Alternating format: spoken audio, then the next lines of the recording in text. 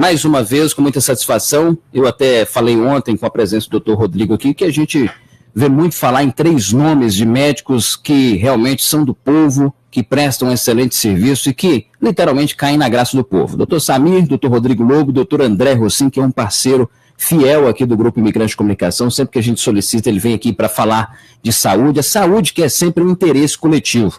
Eu estive no domingo na comunidade da Lajinha, rapidamente, passando por lá na festa de Santa Rita de Cássia, até porque o meu pai era devoto de Santa Rita de Cássia, e algumas pessoas me abordaram e falaram: você que entrevista o nosso médico lá, e deu para perceber mais de perto o carinho que a comunidade da Lajinha tem com o doutor André. Bom dia, doutor, muito obrigado mais uma vez pela sua presença aqui. Bom dia. Bom, seguinte, o senhor é vice-diretor clínico do Hospital Bom Samaritano, que é um hospital que recebe os pacientes com câncer nas suas diversas modalidades. E hoje a gente vai falar a respeito um pouco desse atendimento, porque nós notamos o envolvimento de toda a equipe, nós notamos também a necessidade de acolhimento por parte dos familiares e dos pacientes. Agora, aquele primeiro contato, doutor, eu percebi que o senhor, em especial, o senhor tem um trabalho ali meio que de psicólogo, de conversar, de talvez dar um abraço num paciente num momento tão difícil. Essa parte de consolo talvez seja a parte mais difícil desse processo todo? Acredito que sim, Elvis. Eu vejo que quando o paciente ele descobre que está com câncer, ele se sente abandonado. Ele se sente, na verdade, como se tudo acabou. Só que aí que está o caso. Acabou porque a informação é pouca. Hoje em dia, quase todo tipo de câncer tem tratamento. Verdade. Então, a gente precisa aderir a pessoa ao tratamento. Que muitas vezes a pessoa, eu não vou aguentar, eu não vou resistir. E vai. Então, esse carinho é justamente para isso, é para aderir ao tratamento. É verdade. Tem uma passagem, uma situação curiosa, que quando meu pai estava internado no Bom Samaritano com câncer, minha mãe, nos primeiros dias, os médicos não conseguiam transmitir para ela essa situação, e ela se encontrava numa situação assim, muito difícil, né, sem entender muito bem o que estava acontecendo, e nós que somos leigos com relação à medicina, também não conseguíamos falar nada. E o senhor, por incrível que pareça, foi o dia do seu plantão, o senhor conseguiu em poucos minutos sentar ao lado dela no corredor e explicar, e ela compreendeu e se sentiu naquele momento amparada. Esse tipo de trabalho é corriqueiro para o senhor lá, doutor? É porque não somente... Para o senhor, porque os outros médicos não fizeram isso com a gente lá. Eu penso que, é igual eu gosto de falar, a dor na barriga dos outros também já doeu na minha. Então eu já perdi vamos dizer assim, um avô meu dentro do hospital. Então eu já vi na verdade eu já vi 3 vezes isso acontecendo, que eu tenho 2 avós meus que já faleceram mesmo, por causa de câncer, coisa desse tipo, e uma outra que é um associado também que já faleceu. Então eu tive que consolar a minha própria família, eu tive que ter a própria dor, eu tive que aceitar o próprio... O senhor sentiu na pele. Então eu acho que todo mundo tem que lembrar disso, porque o câncer é uma doença muito prevalente. Então não tem como a gente não achar que vai acontecer ou com nós mesmos ou com nossos familiares. Então tem que sempre tratar todo mundo bem. Ô, doutor André Rossim, eu não sei se existe uma tendência, mas qual o tipo de câncer mais comum, principalmente aqui em Choflotone, que o senhor tem percebido durante seus plantões no Hospital Bom Samaritano? Eu tenho reparado, se falar assim, para homem, geralmente câncer de fígado, pâncreas ou esôfago. No caso, aqui no pescoço mesmo. Pode ser mais alto, pode ser mais baixo, pode ser no começo da garganta, pode ser no bocado de lugar, no trajeto aqui. E das mulheres, por incrível que pareça, não está sendo, além dos de útero, de colo de útero, está tendo muito de câncer de pulmão.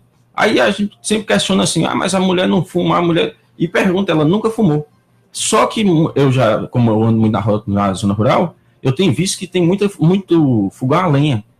E o fogão a lenha é tão prejudicial quanto o cigarro, até mais. É verdade. A intensidade da fumaça, esses dias eu fui numa fazenda de queijo. O teto fica a poucos centímetros da cabeça, ou seja, e é tudo fechado, o ar fica só a fumaça. E, porventura, é na mesma região que tem uma incidência alta de câncer de pulmão, de mulher. Agora, de qualquer forma, o que nós percebemos é que o câncer parece que tem aparecido mais em homens. Nós temos mais homens internados com relação a essa doença maquiavélica, maldosa, severa. Eu vejo que é a falta de acompanhamento. A mulher é mais cuidadosa, né? No caso do homem, o que acontece? Os sinais são muito inespecíficos. Por exemplo, o cara pode achar que está com infecção de urina e está com câncer de próstata. Ele pode achar que é normal por causa da idade e está com câncer de próstata. ele não quer fazer exame a troco de nada porque tem medo ou algum motivo. Até preconceito por parte do próprio homem, né? Eu mesmo gosto de falar que, em questão, muitos homens deixam fazer os exames por causa de toque retal. O toque retal é o último dos casos. Então não tem esse negócio mais, vou ter que ir lá tomar a dedada. Não existe isso mais. Então é falta de informação mesmo. Que o cara pode fazer uma ultrassom da próstata, pode fazer exames de sangue da próstata.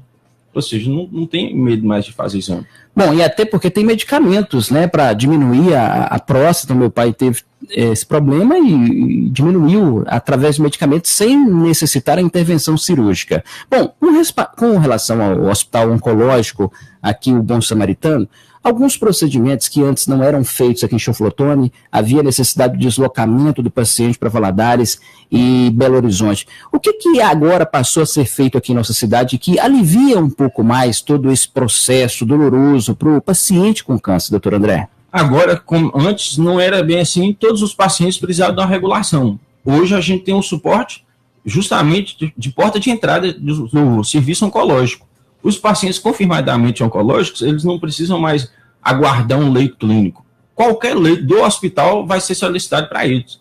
E também fica mais fácil o tratamento de quimioterapia, que já é realizado aqui na cidade.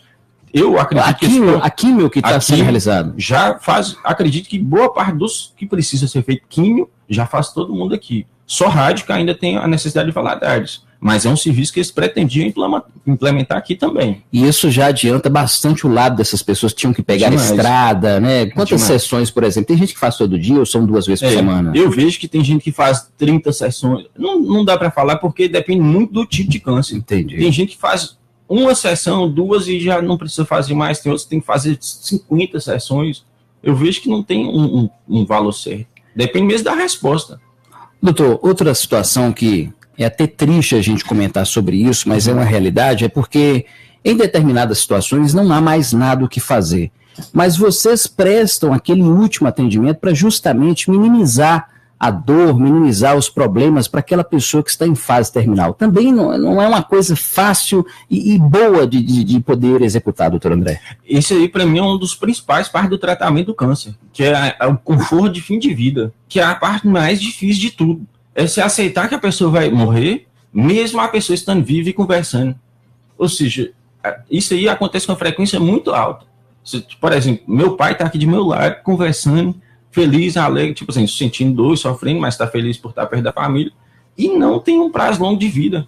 Ou seja, a gente tem que atuar ali nas últimas horas, digamos assim. Eu passei por isso e posso afirmar com propriedade que não é uma situação boa de se viver, a gente não deseja para ninguém, e justamente o apoio médico, o apoio da equipe, né, não tirar o mérito aqui das enfermeiras, das técnicas da enfermagem, e principalmente do médico, ele é essencial neste momento, porque a família, sabendo que o pior vai acontecer, ela se sente, de certa forma, acolhida. E descobrir um pouco tarde, isso tem complicado bastante. Aliás, não há o que se fazer quando se descobre muito tarde o câncer, né? Independente de onde que ele seja. É verdade. O problema é justamente em relação ao diagnóstico. Muitas vezes não dá tempo. Até mesmo o sistema, no caso, as pessoas, na grande maioria, dependem do SUS. Aí fala assim, como é que diagnosticam um câncer? São com exames de alto custo. Exames de alto custo, às vezes, demora 3, 6, 1 ano, 2 para ser liberado. Não é culpa do município, não é culpa disso. É culpa da própria demanda. Tem tanto mais do que se esperava que tivesse, que nenhum município não consegue agir em cima disso. Ou seja, tudo é diagnosticado tarde praticamente. Poucos têm tratamento mesmo curativo, uma parte bem pequena. Ou seja, alguns aparecem da recidiva, mas porque é feito o diagnóstico tarde. Bom, outro detalhe que eu sempre faço questão de dizer é que o hospital, está aqui a Eliane Santos falando que realmente o doutor André é o médico do povo. Nós sabemos disso, Eliane. Nós sabemos, já temos essa informação. Doutor André, tem gente que até confunde. Olha o que aconteceu comigo, doutor André, outro dia lá no Hospital Bom Samaritano. O doutor André ele é tão popular né, ele vive realmente ali no meio do povo, que nós dois estávamos conversando no corredor e chegou uma mulher conversando comigo, ô doutor, meu marido fez, eu falei, não, o médico é ele que está do lado aqui. Eu estava arrumado aqui, eu falei, não, o médico é ele aqui, porque ele é tão simples e humilde nas suas ações, né, que o povo às vezes confunde, não que eu seja importante, mas naquele primeiro momento a mulher confundiu, eu falei, não sou eu que sou o médico, não, o médico é ele aqui, ele pode dar orientação. Mas, doutor André, eu noto que é preciso um pouco mais de atenção com o Hospital Bom Samaritano, porque ele é o único hospital oncológico aqui na região. Eu fico triste que, às vezes, a própria população não se atenta a isso, a classe empresarial não se atenta a isso, e a própria classe política, porque, como eu disse, muitos desses procedimentos que antes eram feitos em Belo Horizonte e Valadares estão sendo feitos aqui, facilitando a vida dessas pessoas que estão enfrentando essa doença severa. O senhor acha que falta um pouco mais de apoio? Falta, com certeza, porque poderia ser muito melhor.